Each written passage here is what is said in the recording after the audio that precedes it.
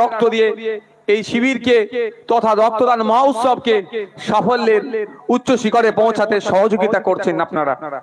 আরো ধন্যবাদ জ্ঞাপন করি যারা ডিজিটাল প্ল্যাটফর্ম সহ বিভিন্ন প্ল্যাটফর্ম থেকে আমাদের কর্মকাণ্ড, আমরা কি চাইছি, ভাঙড়বাসী কি চাই, ভাঙড়বাসী মারামারি হানাহানি চাই না, ভাঙড়বাসী কারো জমি লুটে নি কেটা চাই না, ভাঙড়বাসী চাই না কারো লাশ পড়ুক, ভাঙড়বাসী চাই না কারো প্রাণঘাতী হোক কেউ, কারো প্রাণহানি হোক। ভাঙড়বাসী চাই হিংসা বিদ্বেষ মারামারি হানাহানিকে বিসর্জন দিয়ে রক্তপাত নয়, প্রাণহানি নয়, রক্তদানী ভাঙড়ের পরিচয় হয়ে উঠুক, এটা ভাঙড়বাসী চাই।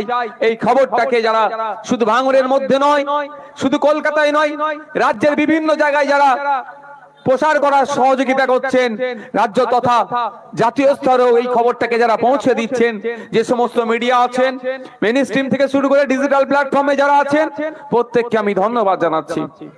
আর বিশেষ ধন্যবাদ জানাই দর্শকের আসনে যারা বসে আছেন, দাঁড়িয়ে আছেন, দূরে কাছে, আপনাদের মূল্যবান সময়কে দিয়ে আজকের এই প্রোগ্রামকে সাফল্যের উচ্চ শিখরে পৌঁছাতে সহযোগিতা করছেন।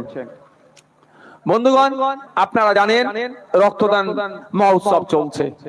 রক্তদান করলে কি হবে না হবে কম বেশি আমরা সবাই জানি, কিন্তু আমাদের উদাসীনতার ফলে, আমরা অ্যাওয়ারনেস নেওয়ার ফলে আমরা কিন্তু অনেকটাই রক্তদান থেকে অনীহা থাকি। কিন্তু যখন আমাদের পরিবারের কারো রক্তের প্রয়োজন হয়, তখন আমরা রক্তের জন্য হন্যে হয়ে ঘুরি।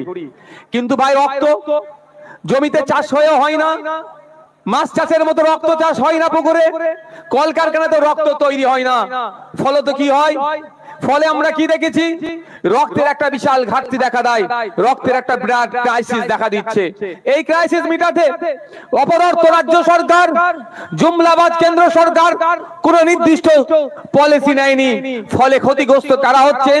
যার রক্তের প্রয়োজন হয়, ওই মুমূর্ষ রোগীর রক্তের জন্য বড় অপারেশন করতে পারছে না, এই থ্যালাসেমিয়া রোগে আক্রান্ত যারা, এবং যাদের রক্তের মায়েদের প্রয়োজনে রক্তের প্রয়োজন হয়, যখন সন্তান প্রসব করায় অনেক ক্ষেত্রে রক্তের প্রয়োজন হয়, সেই সময় রক্তের ঘাটতি হয়, পূরণ হচ্ছে না। সেই ঘাটতির কথা ভেবে, সেই ক্রাইসিসের কথা ভেবে ব্লাড ব্যাংকগুলো এক প্রকার শূন্য হয়ে পড়ছে। তার কথা মাথায় রেখে আমরা ভাঙড় সহ রাজ্যের বিভিন্ন জায়গায় রক্তদান শিবির আমরা করে চলেছি। বন্ধুগণ যারা উপস্থিত আছেন, আপনাদের উদ্দেশ্যে বলি, ভয় পাওয়ার কোনো জায়গা নাই।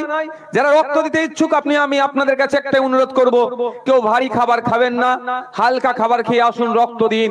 রক্ত দিয়ে যেমন অন্যের প্রাণ বাঁচতে পারে, সম্প্রীতির বার্তা যেতে পারে, ঐক্যের বার্তা ছড়ায়, সৌহার্দ্যের পরিবেশ তৈরি হয়, ঠিক একইভাবে রক্তদান করলে পুরুষের ক্ষেত্রে প্রতি 90 দিন, মহিলার ক্ষেত্রে 100 প্রতি 120 দিন ছাড়া ছাড়া যদি রক্তদান করে, এই রক্তদানের মাধ্যমে আপনার স্বাস্থ্য ভালো থাকবে। যারা বিভিন্ন অঞ্চলের নেতৃত্বরা এসেছেন, আপনাদেরকে অনুরোধ করব, আপনাদের জন্য এখানে সিট আছে, আপনারা এসে বসবেন। আপনারা এসে, আব্দুল সেলিম আসো, যারা আছে বিভিন্ন অঞ্চল থেকে এসে বসো। আর আমাদের যারা নেতৃত্বরা আছে, ওনাদেরকে একটু বরণ করে নেবেন।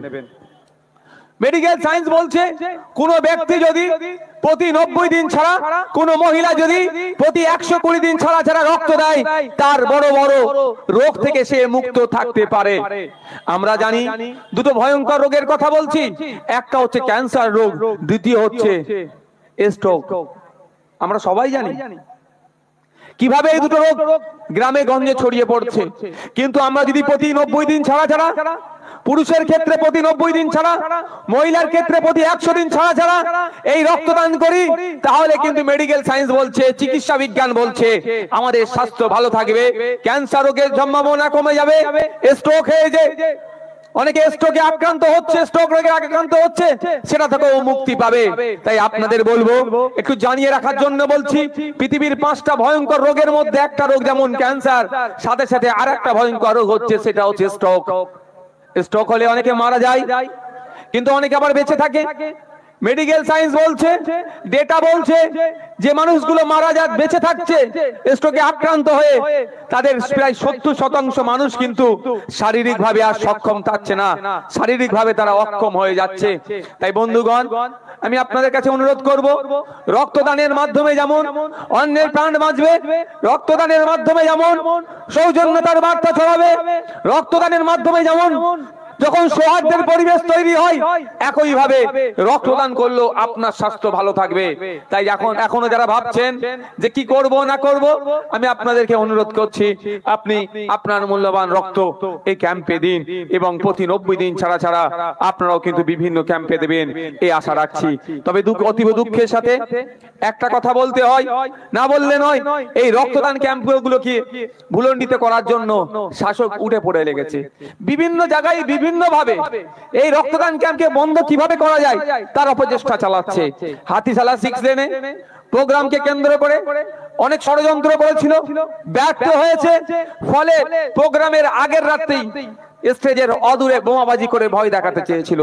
জাগলগাছিতে আমার জাগলগাছি কমিটিকে আমি ধন্যবাদ জানাই, জাগলগাছির মা বোনেদেরকে আমি ধন্যবাদ জানাই। তাদের লড়াকু মনোভাবে অবশেষে পিছপা হয়েছে। প্রথম যেখানে প্রোগ্রাম করার ইচ্ছে করেছিলাম, সেই জমি মালিককে ভয় দেখিয়ে ধমকে চমকে এবং শারীরিক ভাবে হেনস্থা করে সেই জায়গাটা আমাদেরকে দেয়নি। পরবর্তীতে যেখানে করেছি সেখানেও ডিস্টার্ব করেছে। অবশেষে বাঁশবাগানের মধ্যে আমাদেরকে করতে হয়েছে। আমরাও আমাদের অঞ্চল নেতৃত্বরা নাছোড় করব প্রোগ্রাম, আর জানে যে এদের বিধায়ক নওশাদ সিদ্দিকী যতই বাধা হোক না কেন এখানে এসে উপস্থিত হবে, সেই মনোভাব সেই বিশ্বাস এরা রাখে। সেই জন্য এরা বাঁশতলার মধ্যেও প্রোগ্রাম করছিল। তখন ওখানে না আসতে পেরে যারা ডেকোরেটরসের দায়িত্বে ছিল, যারা সাউন্ড সিস্টেম ম্যানেজমেন্টের দায়িত্বে ছিল, যাদের কাছ থেকে আমরা ভাড়া নিয়েছিলাম, তাদেরকে মারধর, তাদেরকে আটকে রেখেছিল। ভাই আমি ভেবে পাই না, ওই তৃণমূল যারা ডিস্টার্ব করছে তাদের পরিবারে তো রক্ত লাগে, তাদের পরিবারের মহিলা সদস্যও তো আছে। যখন তারা সন্তান প্রসবের সময় আসে হয়, যখন সন্তান প্রসব করে, অনেক ক্ষেত্রে মহিলাদের বেশি রক্ত লাগে। তখন রক্ত যখন প্রয়োজন হয়, ব্লাড ব্যাংকে গিয়ে বলে যে আমি আইএসএফ এর রক্ত নেব না, এই বলে কি যে আমি বিরোধীদের রক্ত নেব না, আমি তৃণমূল করি, আমাকে তৃণমূলেরই রক্ত দিতে হবে, এ কথা কিন্তু একবারের জন্য বলে না। আর উল্টে যে ব্লাড ব্যাংক গুলো শূন্য হয়ে আছে, রক্তের প্রয়োজন আছে, যারা থ্যালাসেমিয়া রোগে আক্রান্ত তারা রক্তের জন্য হাহাকার করছে, তার পরিবার রক্তের জন্য চিন্তিত, সেই চিন্তা মুক্ত করার জন্য যখন আইএসএফ এগিয়ে আসছে, এত অপদার্থরা সমাজ বিরোধী ওরা এই রক্তদান শিবির গুলোকে ভুলণ্ডিত করার চেষ্টা করছে, তাদেরকে আমরা ধিক্কার নিন্দা জানাচ্ছি। আমরা প্রাণগঞ্জে করব, নারায়ণপুরে করব, ভোগালী 1 নম্বরে করব, বিভিন্ন অঞ্চলে করেছি, বিভিন্ন ভাবে আটকানোর চেষ্টা হয়েছে।